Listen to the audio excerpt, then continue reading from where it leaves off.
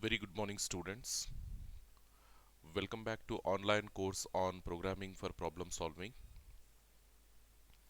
In our previous video, we have concluded the concept of structures and we have started the recursion. I have given the brief introduction about recursion. What is recursion and how it will work in C programming. That brief introduction I have given about the recursion. So we said recursion is nothing but if you call a function from that function itself. Okay, so let us say if we have a sample function and if you're calling that sample function from the sample function itself, so then that concept, that mechanism will become like a recursion. Okay, so recursion is a process or recursion is a technique in which a function will call itself. A function will call itself. So we must be aware of what I mean by uh, calling a function and what is the body of the function, that is nothing but definition of the function. All these things we must know before discussing this recursion concept. So quickly get into this recursion, the first portion of our fourth unit. So it is a small concept, basically recursion. Of course you will have these many things, so but already we are familiar with recursion, so we'll quickly go with the examples and what is finding the Fibonacci and so finding the factorial and finding the Fibonacci, and there is another one like knowing the GCD. Okay, so these things will do it quickly in this session itself, and in our next, with that we conclude entire fourth unit. Okay, so in our next session from your fifth unit there is a concept called files which is pending, that we will wind up hopefully. So quickly go and see. Yeah, reunions we have completed already. So recursion. Okay, so generally in order to get the repetition, so repetition we have already discussed in case of loops. Okay, loops are nothing but if you have some set of statements and if you want to execute those statements repeatedly, more than one number of times, simply we go for loops. Okay, so there in a loop we are going to have a termination condition, and as long as the termination condition is true, your loop body will be repeatedly executed. So once the termination condition is false, your loop body will exit, or the control will exit from the loop. This is the concept. So that I will draw over here for your understanding. So concept of loops. Okay. Uh, so we also call them as, let me just, okay. So we have loops. So we also call them as, see the different names when I'm giving, you must remember them. Loops, we also call them as repetitive statements. Repetitive statements. And we also have a name to this one, that is iterative statements. Okay, repetitive statements or iterative statements. So like this. Okay, this is these are our loops. So over here what we will have, the control when it is entering into a loop body. So generally like this we are going to have loop followed by some termination condition. We put termination condition.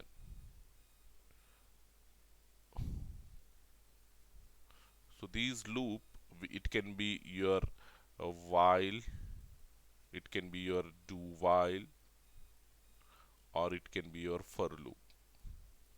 So generally what they will do whenever you are going for a loop, after executing the body of the loop, so if this is your body of the loop, generally we put in between the curly brackets. Okay, like a block we put the body of the loop.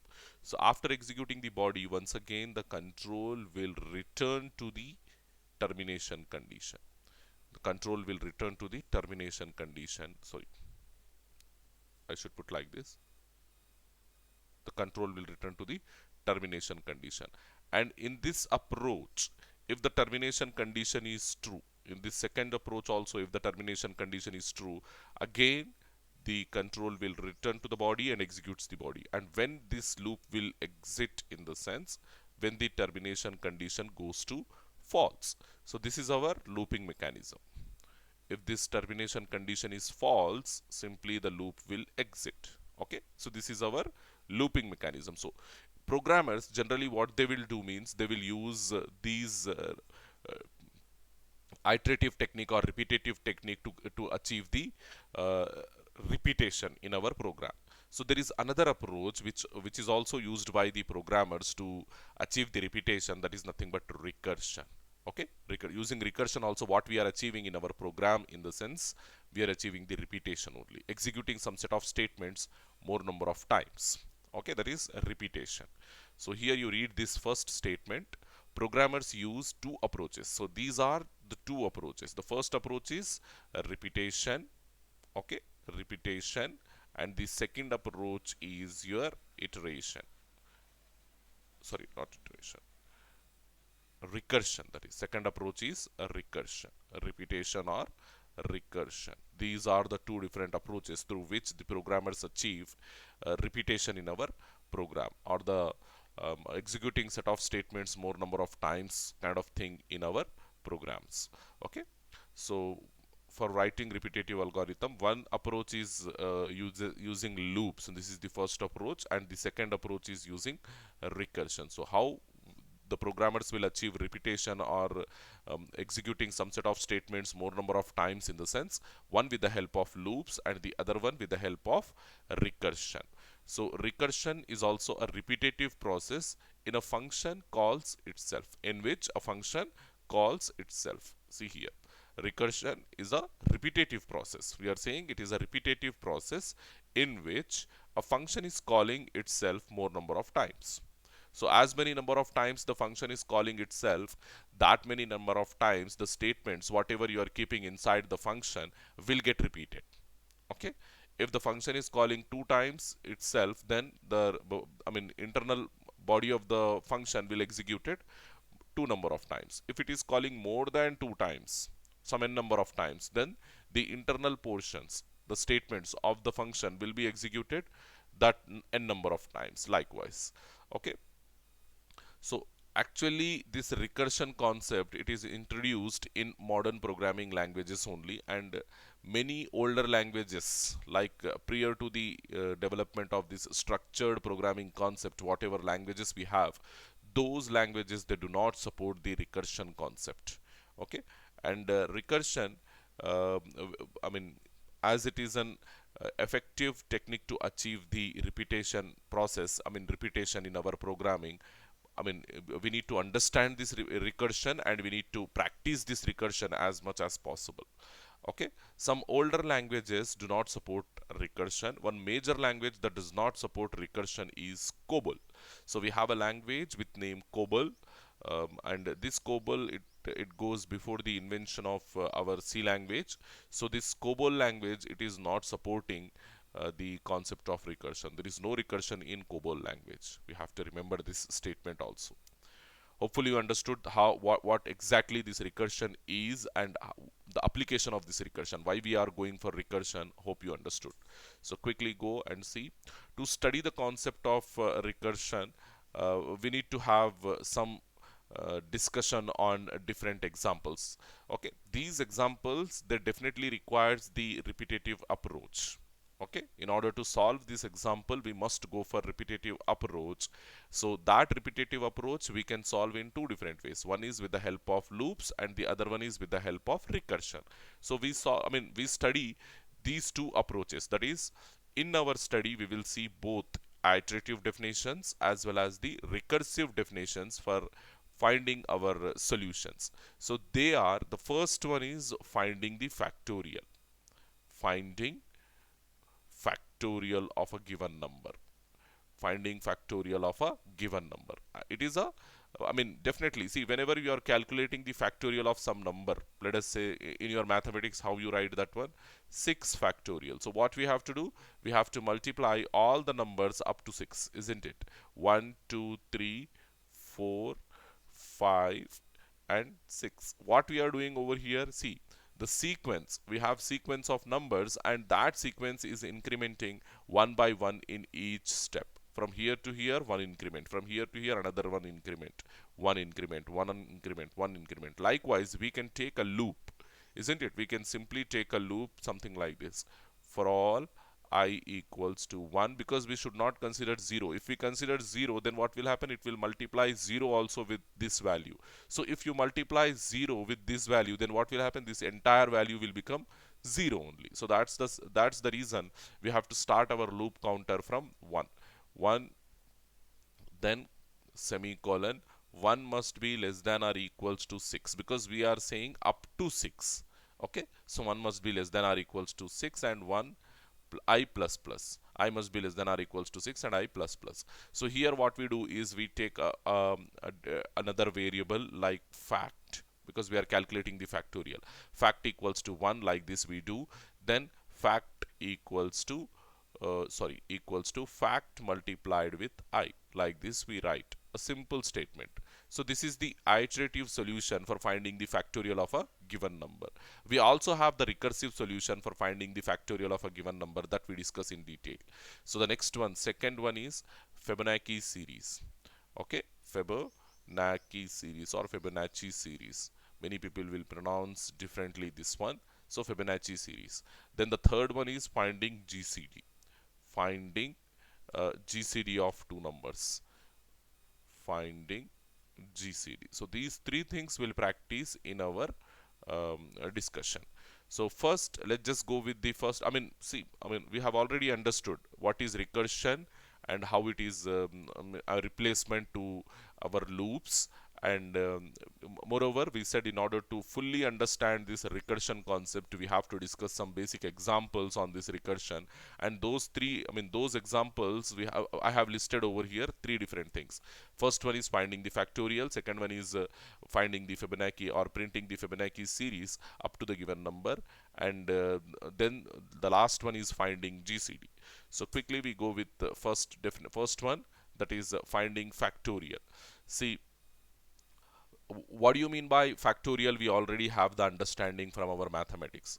Simply we multiply, all the natural numbers, starting from 1 up to the given number. If you multiply all the numbers, you will get that factorial of a given number. And we also know that factorial of 0 is 0. Factorial of 0 is 1, isn't it? Factorial of 0 is 1.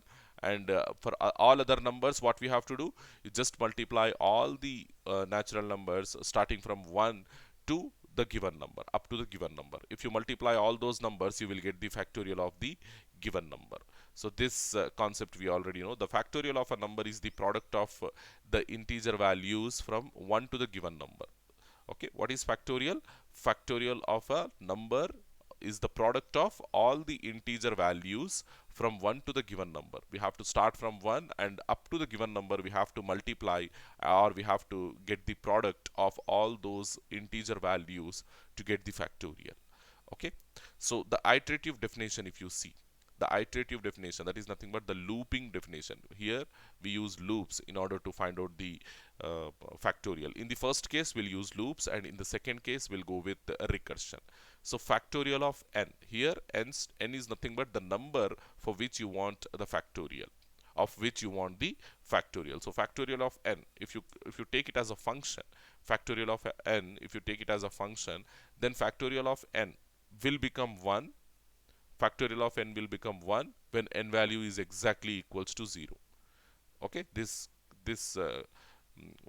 the output based on the condition you have to remember. So factorial of n, it is equals to 1 when n value is equals to 0. And factorial of n is all these things. We have to multiply all numbers starting from 1, multiply 2, multiply 3, then n minus 2, n minus 1, up to n.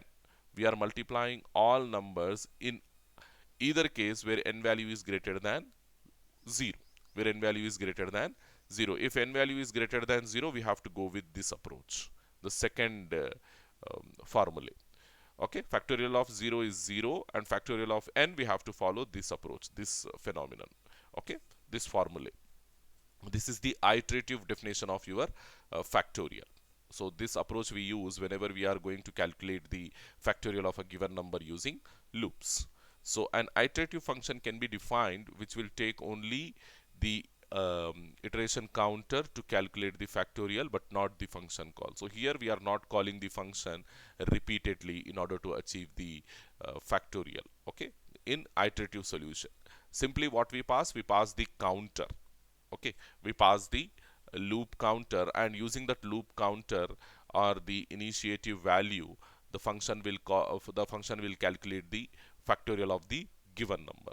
So here, see, let us say by using this simple example, what we are doing, we are calculating the factorial of 4. You remember this function? So using that function, what we are doing, we are calculating the factorial of 4.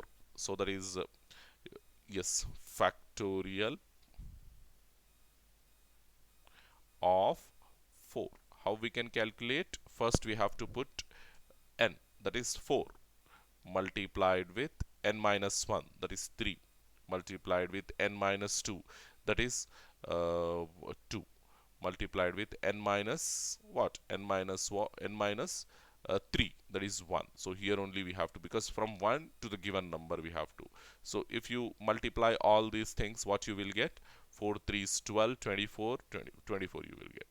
So factorial of 4 is 24, and this is according to the iterative solution.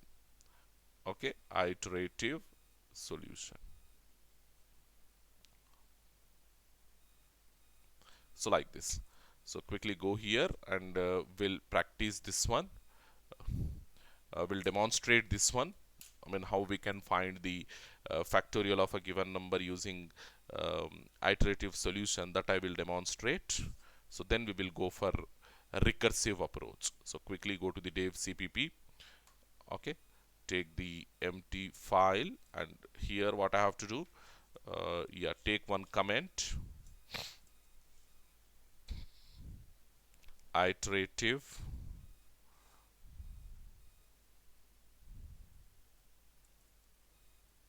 solution for what? For factorial, finding factorial, finding factorial. So like this.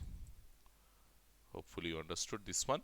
So next thing what we have to do, yes, start the program, that is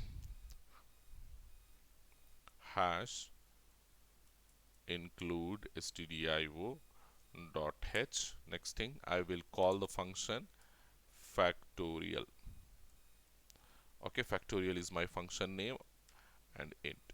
So over here what we are doing, yes, this function name is factorial. It is a user defined function name is factorial, and this function will take one integer value as parameter.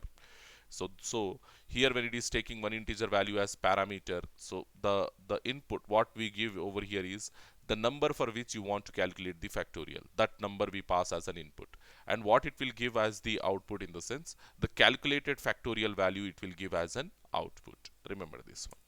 So next thing is int main of void, int main of void.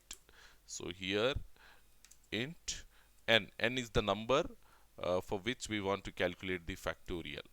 Okay, then result, because my factorial is sending one result value, one output value, that I need to hold inside this result.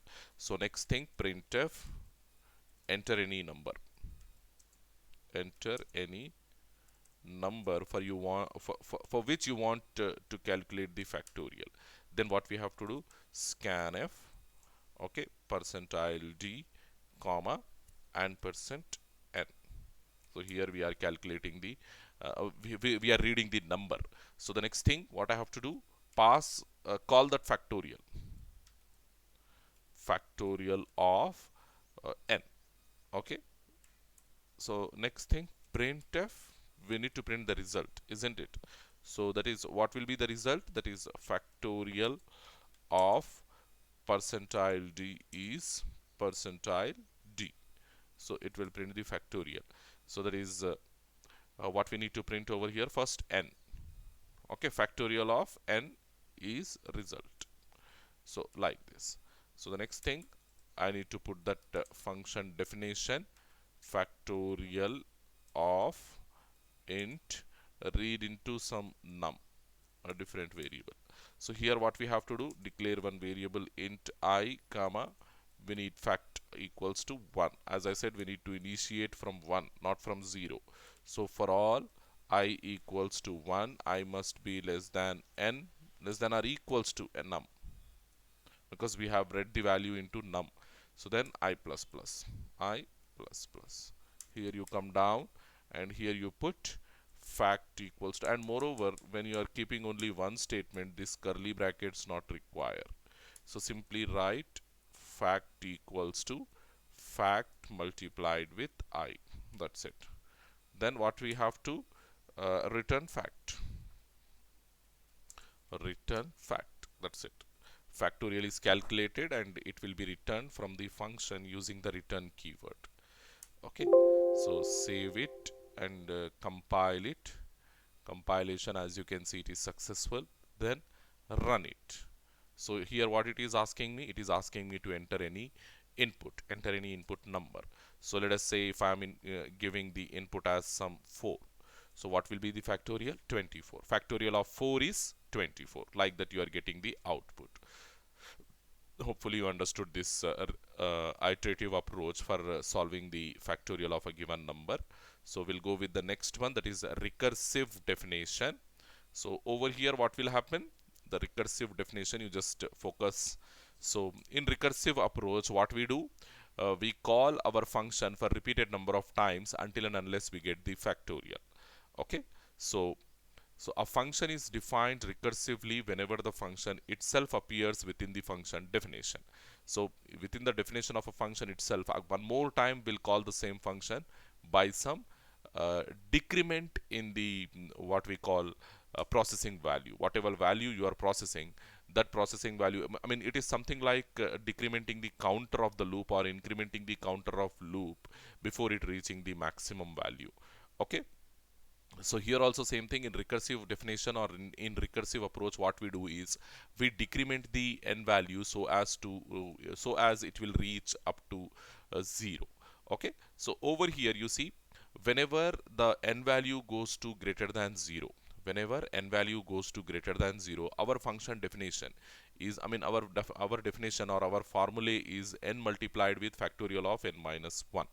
So when it goes to 0, when n value becomes 0, our factorial value is becoming 1. So with this tactic only, we will call our function, I mean our recursive function repeatedly as long as your passing number value is becoming 0. If passing number value, whatever number you are passing over here, because every time what I am doing over here, I am decrementing n value by 1. Every time I am decrementing n value by 1, until what extent this should repeat, in the sense until and unless your n value becomes 0. Once the n value becomes 0, then what will happen? Your factorial of 0 will become 1, and there the processing, the repetition will terminate, because we said whenever you are going for repetitive approach, there must be a break point, there must be a stopping point, like similar to your termination condition in case of loops. If there is no break point, if there is no termination condition, then what will happen? Your loop, your repetition process will enter into infinity. That we don't want. So here we call this case as a base case. So where we are terminating our recursive definition, we call this case as base case. So base case is responsible for terminating the recursive calls.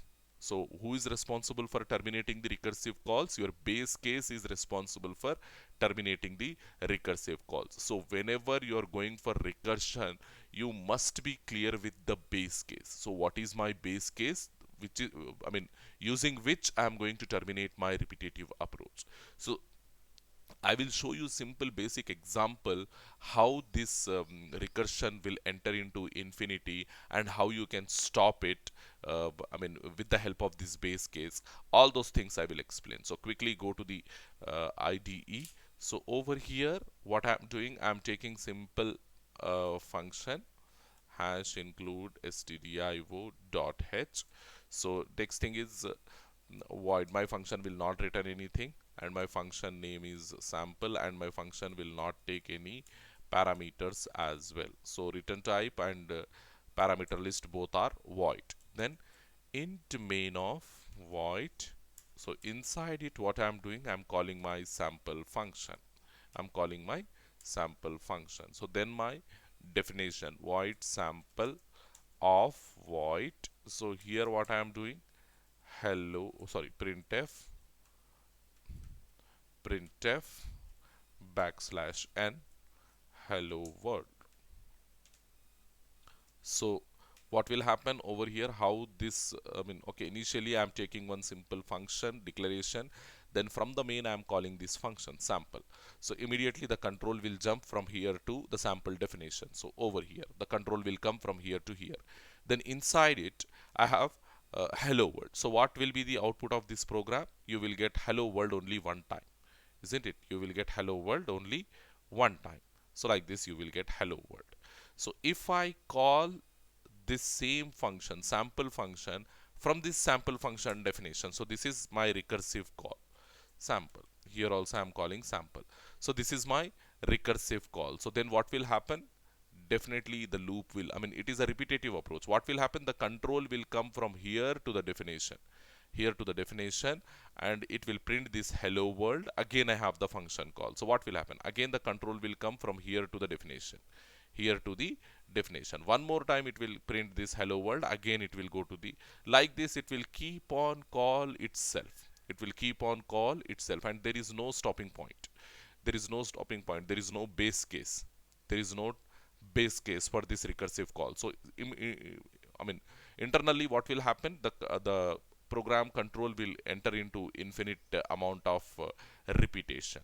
So it will keep on print this hello world statement on your output screen. So quickly check that one. Compilation successful, then execution. See, hello world we are getting keep on. It is keep on repeating itself. As you can see here, the cursor is going down. The cursor is going down in the sense it is keep on printing hello world. Okay, it is keep on printing hello world. So how to terminate this one? There is no possibility of terminating. Simply I need to close this window.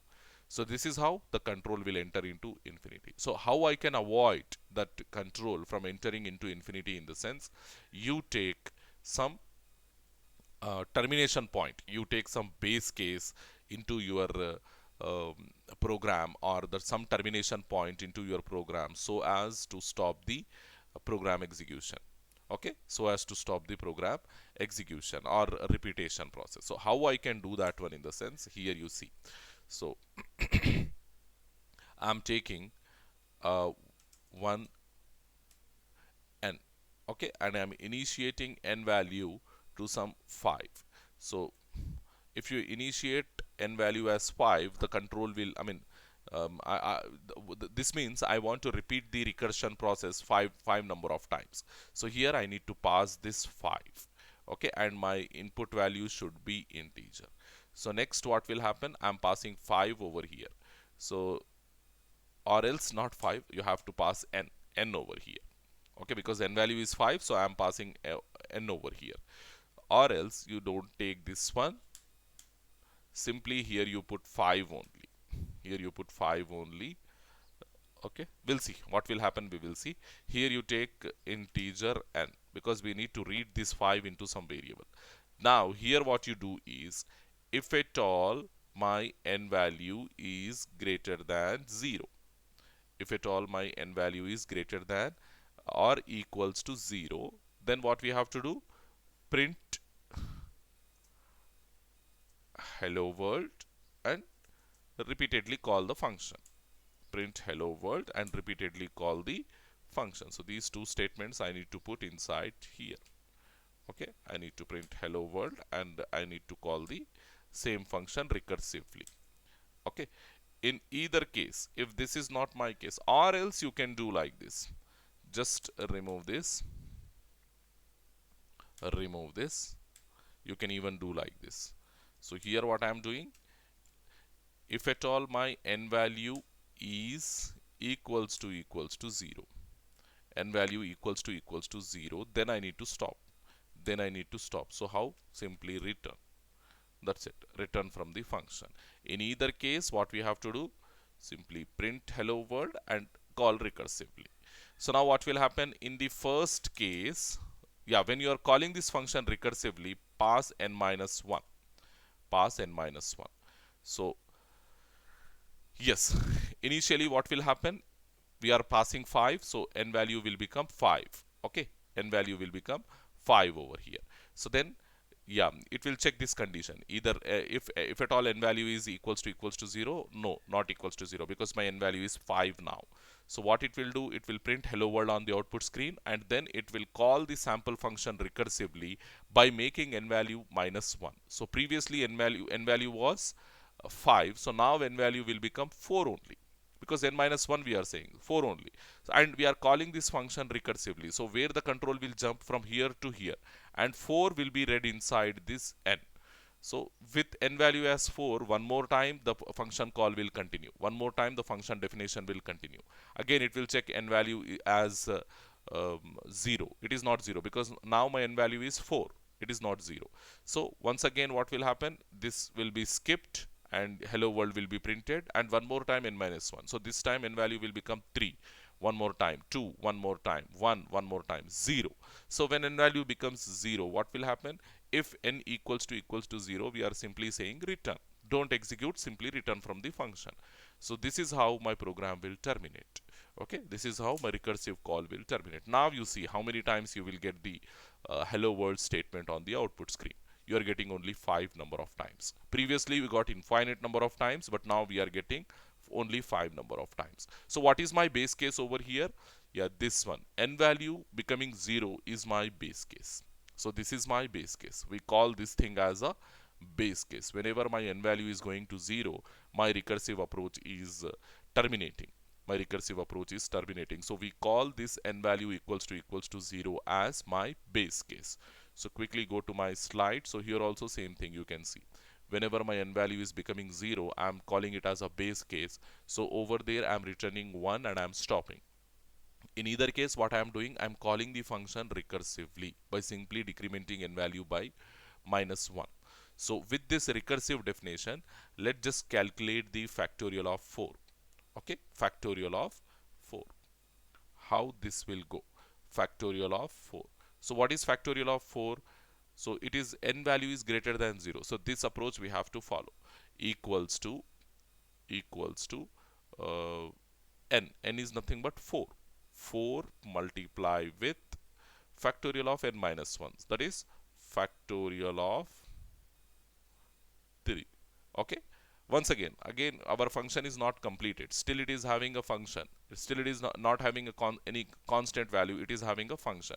So if you separate this factorial of 3, what you will get? Here again you will get 3 multiplied with factorial of 2, isn't it? Factorial of 2. So again, if you separate this factorial of 2, what you will get? 2 multiplied with factorial of 1. Factorial of 1. So if you separate this factorial of 1, again you will get 1 multiplied with factorial of 0. Factorial of 0. So when n value goes to 0, we have a different formula. We have to go for base case. We should not follow this one. We have to go for base case. So what is my base case? Whenever factorial of 0 I will get, I should make it as 1 only. So now what will happen? This 1 multiplied with 1, it is 1 only. Okay, then this 1 multiplied with 2, it is 2. This 2 multiplied with 3, it is 6. This 6 multiplied with 4, it will become 24. So like this we will get the final value using recursive call, recursive approach. Hopefully you understood. So that same thing I have shown over here.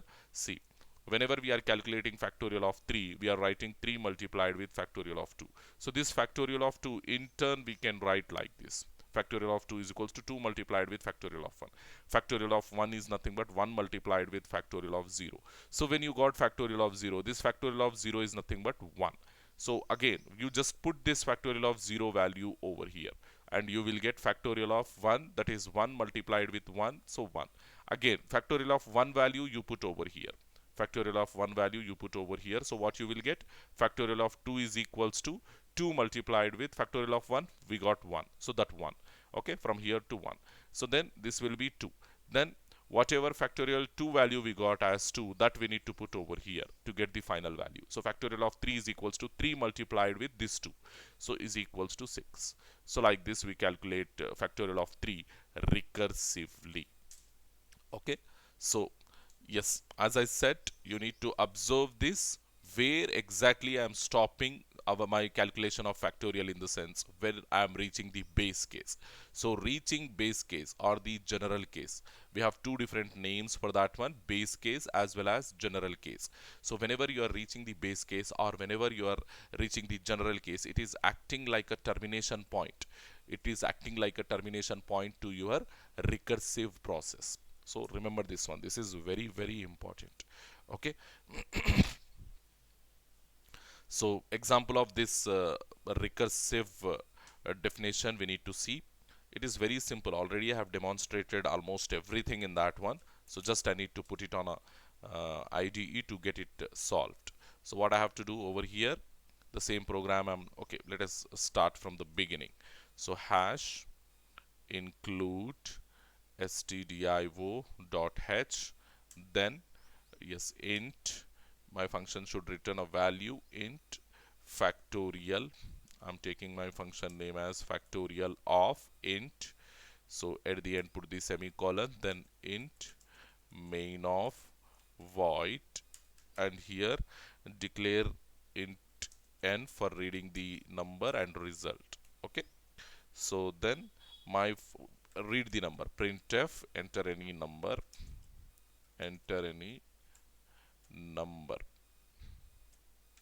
okay, that number you read inside n, scanf, where we are reading percentile d comma ampersand n, put the semicolon at the end. So now what we have to do, yes, initiate the function call factorial of pass that n. Okay, so after factorial call you will get the factorial. So factorial of percentile d is percentile d. So what is first percentile d? It should be n, and what is second percentile d? It should be result. Okay, I kept one extra. So over here now I need to write my function definition, int factorial of int. Okay, so in this one what I have to do, yeah, if at all num value goes to equals to my base case equals to 0, then what I have to do, I have to return 1.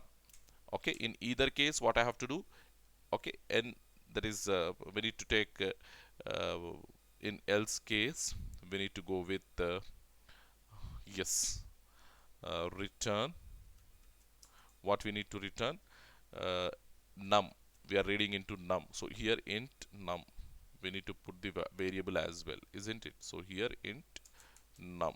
So in either case what I have to do, in my base case I am returning 1, in either case num multiplied with fact of num minus 1, factorial of num minus 1. Okay, so when you decrement n value 1 every time, at after some iterations what will happen, your num value will become 0, and whenever your num value becomes 0 you are returning 1 and you are not performing any recursive call. So over here the recursive call is this one. Okay, calling the same function factorial of num minus 1. Okay, so like this. So hopefully you understood. So quickly execute this one, compile, compilation successful, and run this program. It will ask you to enter any number. 6 I am entering, so you are getting the factorial of 6 is 720. So like this you are getting. Hopefully you understood. So quickly after this discussion we need to go with our next phenomenon, that is finding the Fibonacci sequence. Okay, Fibonacci sequence. So finding Fibonacci is another example for recursion. Okay, Fibonacci numbers are nothing but it is a series of numbers, a sequence of numbers where each number is the sum of previous two numbers. Okay, so what we do in the sequence, whenever you are writing a particular number, that number will be the sum of previous two numbers. Okay, so let us say if first two numbers, if you have written 1 and 2, So the third number will become 3. Fourth number will become 5. Sixth number will become, likewise you will get the entire series. So, and one more thing you remember, in your Fibonacci series, starting two numbers will be 0 and 1 because we need to start from some point. So starting two numbers will be the 0 and 1. So first few terms, how we write in Fibonacci series in the sense, so this is, yeah, for this equivalent recursion approach I will give this repetitive loops we have discussed now. So recursion, in recursion generally what we are doing, in recursion also we are calling the function call,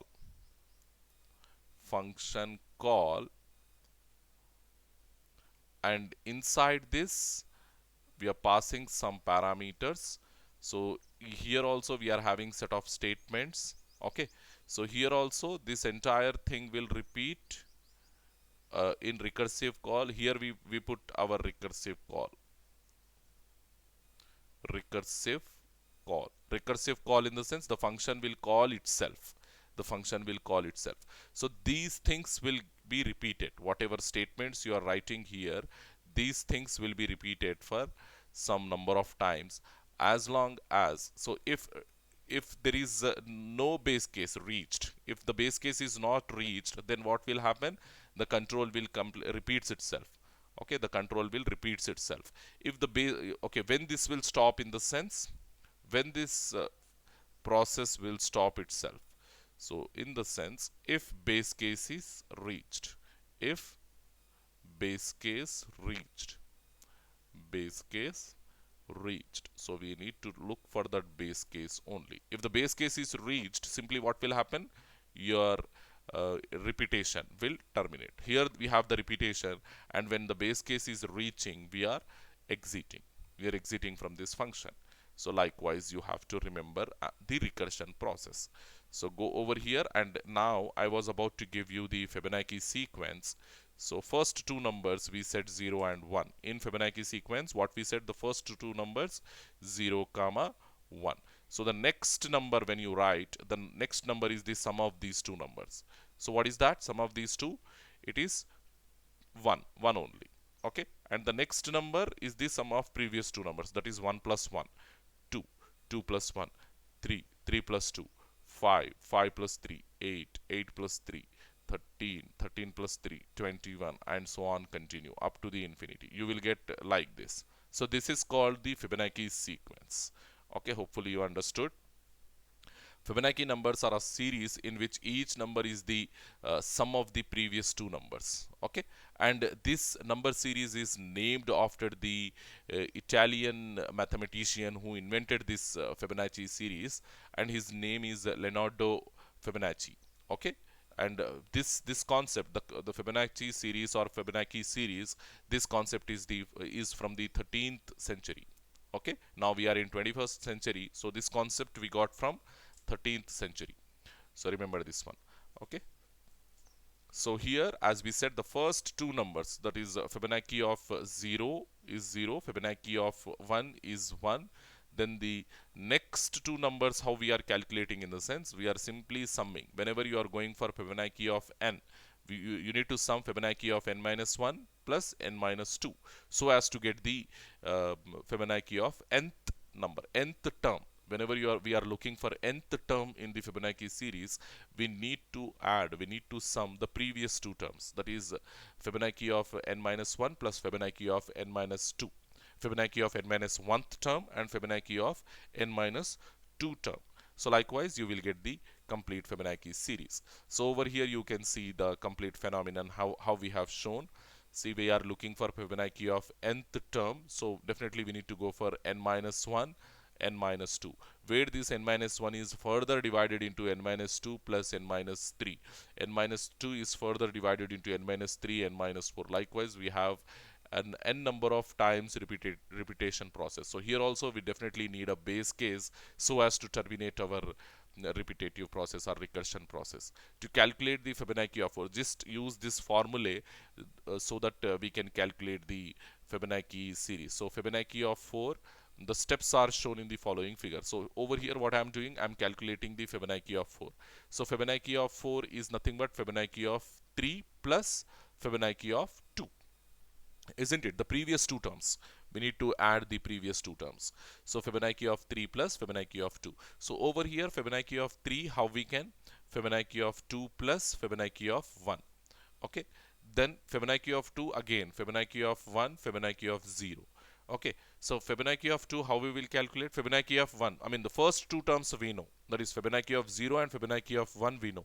Fibonacci of 0 is 0, Fibonacci of 1 is 1. Okay, so what will happen over here? So this 1 plus 0, it will go to 1 only. Here you will get 1. And Fibonacci of 1 is 1, we already know. So the Fibonacci of 3 is 1 plus 1. This will become 2. So over here, this is 1 plus 1. So this Fibonacci of 2 will become 1. Then Fibonacci of fourth term, 2 plus 1, that is 3. So how you will get 0, 1, 2, 3 terms means Fibonacci of 0th term, it is 0. Fibonacci of 1 term, 1. Fibonacci of 2 term, that is also 1. Fibonacci of 3 term, that is 2. And Fibonacci of 4th term, that is 3 likewise. Likewise, we calculate the starting 5. Okay, starting 5 numbers in your Fibonacci series. So quickly we go and we demonstrate this one. Uh, that is finding Fibonacci using iterative approach as well as using a recursive approach. The concept was very simple, just we need to print all the Fibonacci numbers starting from 0. Okay, so I will go with first I will go with iterative definition, then we will go with recursive approach. So hash include stdio dot h, then int main of, take void here. Before this I need to do my function declaration, and my function declaration I am calling it as Fibonacci. So void Fibonacci of yes, it is not returning because we will print the Fibonacci series from the function itself, so it will not return anything.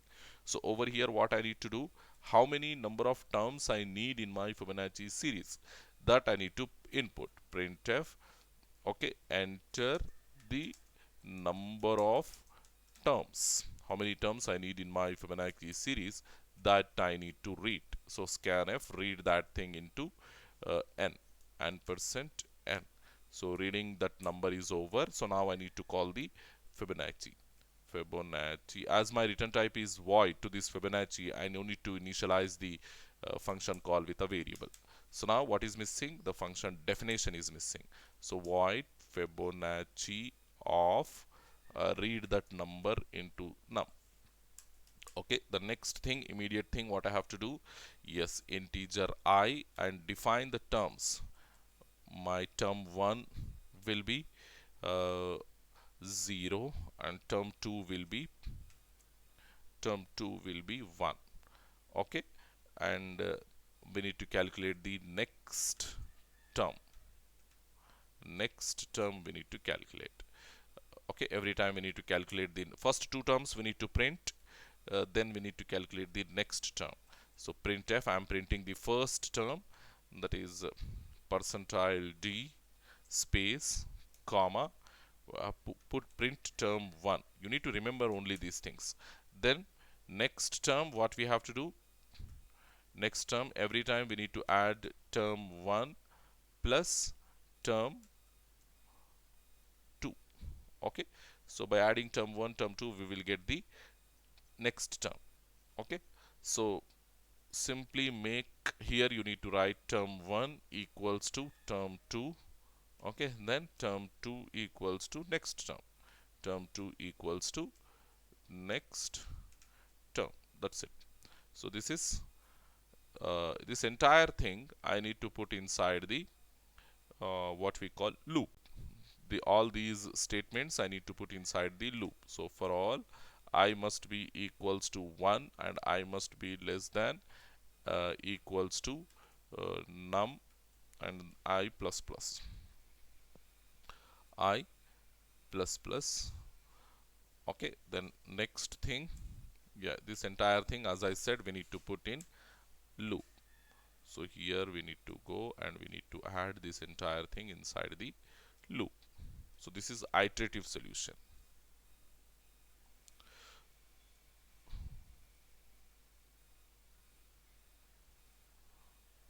This is my iterative solution to the problem.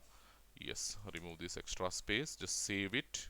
Yes, we got the solution. Only this thing, this is quite common for all other cases. This is quite common, just reading the number and passing that number as an argument to the function. Okay, only this thing, when you are calculating the Fibonacci series, only this thing you need to remember. From here to here, these things you have to remember. So just save it and go compile, then execute. See, it is asking me to input the number of terms. How many terms you need in your Fibonacci series? That number of terms I need to add. I'm giving input as 5. So it is printing first 5 terms. So 0, 1, 2, 3, 4, 2, 3, 2, 3. That's it. 0, 1, 1, 2, 3. So over here, the first term is 0, the second term is 1, and the third term is the sum of previous two terms. That is 0 plus 1, you are getting 1. Fourth term is the sum of previous two terms, that is 1 plus 1, 2 we got. Fifth term is the sum of previous two terms, that is 2 plus 1, we got 3 likewise. So once again, just compile it and execute it. So here, let us say if I input the number of terms, I need like 9. So it is printing the first 9 terms. Okay, first 9 terms in your series, as we have shown that over here. See, first 9 terms I have shown: 0, 1, 1, 2, 3, 5, 8, 13, 21. 0, 1, 1, 2, 3, 5, 8, 13, 21. Likewise, it is printing the first 9 terms. So quickly we go and we see, this is the iterative approach, because I'm using a loop and there is no recursive function call, so it is an iterative approach. So quickly we need to discuss the recursive approach as well for finding the Fibonacci series. Okay, so that how we can do in the sense, yes, here we need to have the same function. Yes, but my function will return, because every time I need to return something until I reach the base case. I need to return something from the function. So int main void. So over here, what we have to do? Yeah, inside our main function only we are doing all the calculations. We are not going for uh, n terms. How many terms you need? Then we are making the first value Fibonacci as 0. Then I also we are taking for running a loop. So then we are reading n terms. Here what we are reading? We are reading n terms. Then yeah, we'll call the function inside a loop. I equals to 0. From 0 will start, and then I must be less than n terms. Then I plus plus. I plus plus, come down, and here inside it uh, call the function recursively. Printf, okay, print the number percentile d space and call the function recursively. Fibonacci of, pass the Fibonacci value. Okay, my base case is 0 only here also in this case. So just remove this one, we don't need any more. So here instead of void, my function will return int. So here what we have to do, just remove this entire thing, because already we did this calculation. So here, if at all my n is equals to 0, or n equals to 1. So these two are my base cases, isn't it? These two are my base cases. Either num value should go to 0 or num value, because my starting cases are 2. Whenever my n value is going to, I mean, I'm starting with 0 and 1. So my base cases are 0 and 1. So next, here if these two are matching, then we need to return n. In either case, we need to call the function recursively. So that is return, simply add, okay, Fibonacci of n minus 1 plus Fibonacci of n minus 2, because the previous two terms we said. So Fibonacci of n minus 2. So like this, that's it. As long as these two cases are running, my my recursive call will run. As long as my I mean, once my num value becomes 0 or 1, my I mean Fibonacci series calculation will terminate. So simple case, we can elaborate this one, that will practice in our classroom. Okay, so simply compile it. Compilation, hopefully it is still giving some error. So undefined reference to Fibonacci I have written Fibonacci. Somewhere I have written the wrong spelling for Fibonacci. It is saying at uh, line number, line column it has not given. Okay. Yeah, here when you are calling Fibonacci. Okay, so now save it. Uh, Sorry, yes, compilation successful and execution also successful. We got the output. So it is asking me how many terms? 5 terms.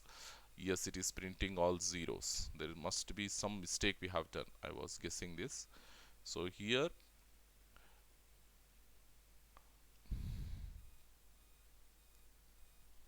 yes, int Fibonacci of int number, if at all num value is equals to 0 and num value is equals to 1, return num. In either case, return Fibonacci of num minus 1 plus num minus 2. Here num minus 2, not num minus 1. Num minus 1 plus num minus 2. So that's the case, we got zeros. So now compile, execute. I want my first 5 terms, still 0. Still there may be mistakes. Okay, Fibonacci. Here we are reading the term using scanf into n terms, and here Fibonacci of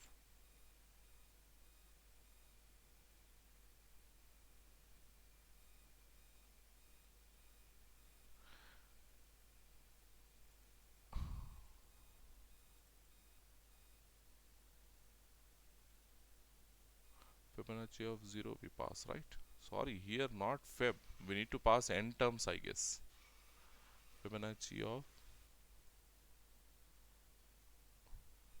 I value equals to 0, then Fibonacci of 0 we are passing, so we are getting 0.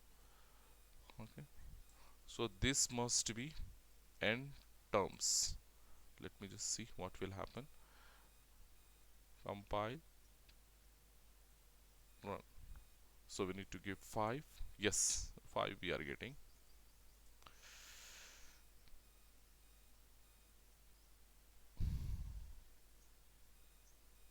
I must be less than n terms and I plus plus we set.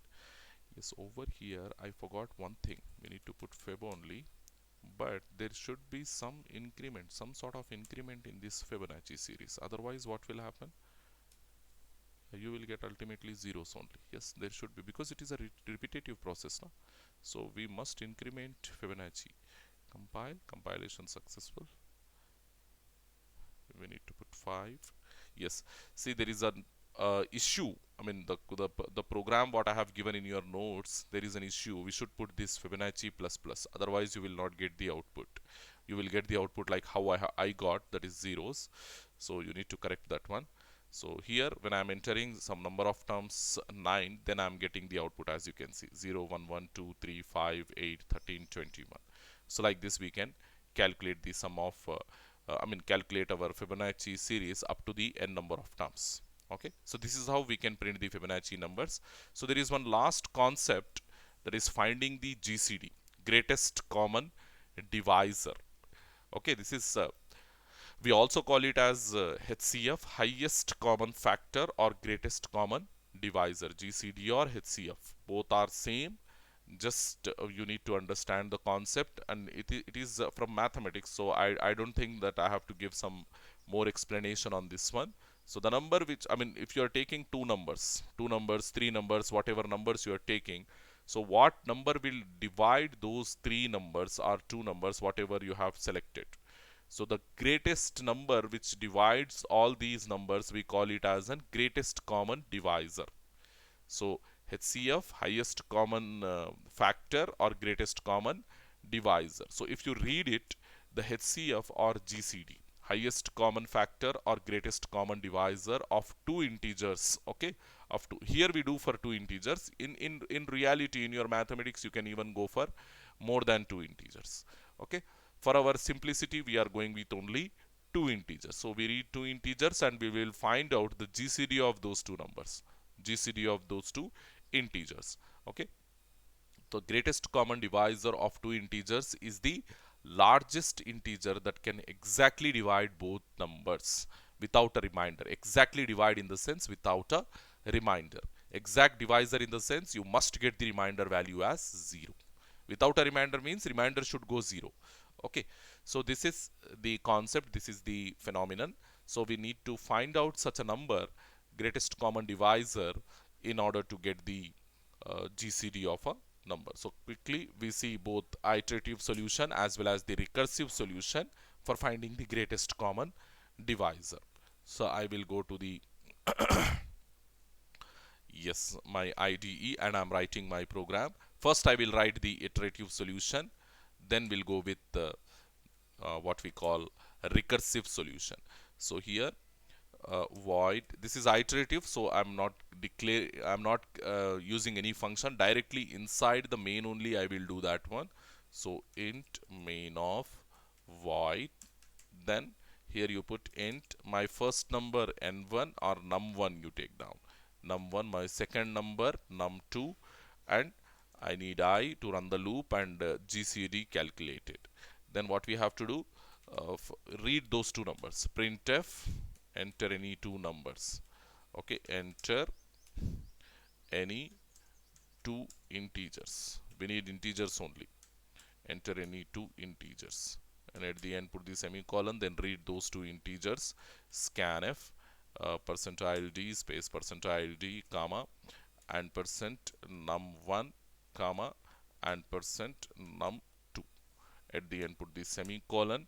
Then what we need to do, yes, take a loop for all I equals to 0. I must be less than yes m1 as well as I must be less than or equals to num2, num1, and because we need to check I value up to the given numbers, and I value must be less than or equals to num2. So okay, so then I plus plus, the next thing, yes, you need to calculate if at all your remainder is going to 0, if at all num1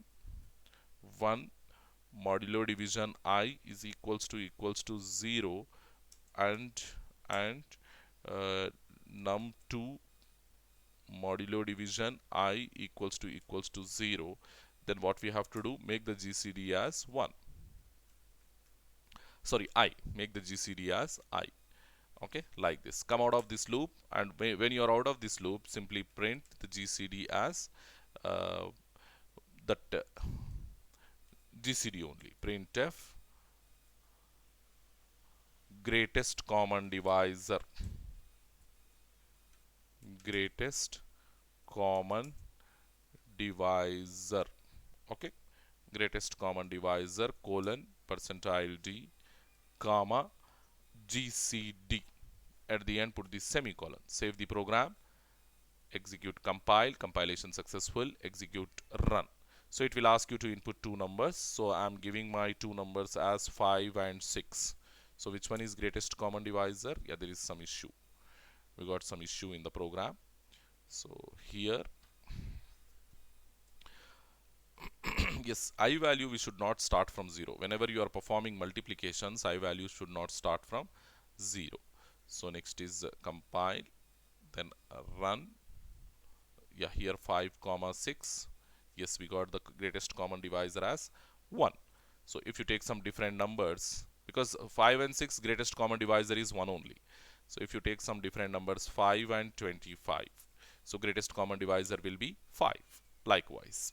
Okay, because 5 can divide both 5 as well as 25. Okay, so likewise you can find out the greatest common divisor using iterative approach. So I will go with the recursive definition for this same thing. So hash include stdio dot h, then I'm using here the function because I need to call recursively, isn't it? Int at the end put the semicolon, int main of void. So here inside it you declare two numbers, num1 comma num2. The next thing, printf enter any two integers. Okay, so the next thing, read them, scanf percentile d comma and percent num1 comma and percent num2. At the end you put the semicolon. Okay, numbers are with us. So now call the function. Okay, printf gcd of gcd is, directly you print, comma, call that function recursively, gcd of yes, how we call, uh, num1 comma num2. So this is the normal call only, not the recursive call. Recursive call will do from the function itself. So that is int gcd of, read those two numbers into n1 comma int n2. So here come down, and if at all your n2 is not equals to 0, n2 is not equals to 0, then what we have to do? Okay, yes, no need of these things. Return of gcd, I mean calling the function recursively, gcd of n2 comma n1 modulo division n2. Okay, so the next thing, in the else part, what we have to return n1. That's it. Okay, save it. Now compilation successful, run it. Yeah, it is asking me any two numbers, so I'm giving 5 comma 6. So we got gcd nothing. We are printing that gcd. Yes, we are printing here. So return n1, n2 not equals to 0. Okay, gcd of n2 n1 modulo division n2, else return n1. So here percentile d I forgot basically. Save it. So compile, run. So now 5 6, it is giving the gcd as 1. Do one more time, and this time you give some different values, like how I have given 5 comma 25. So you will get 5 only.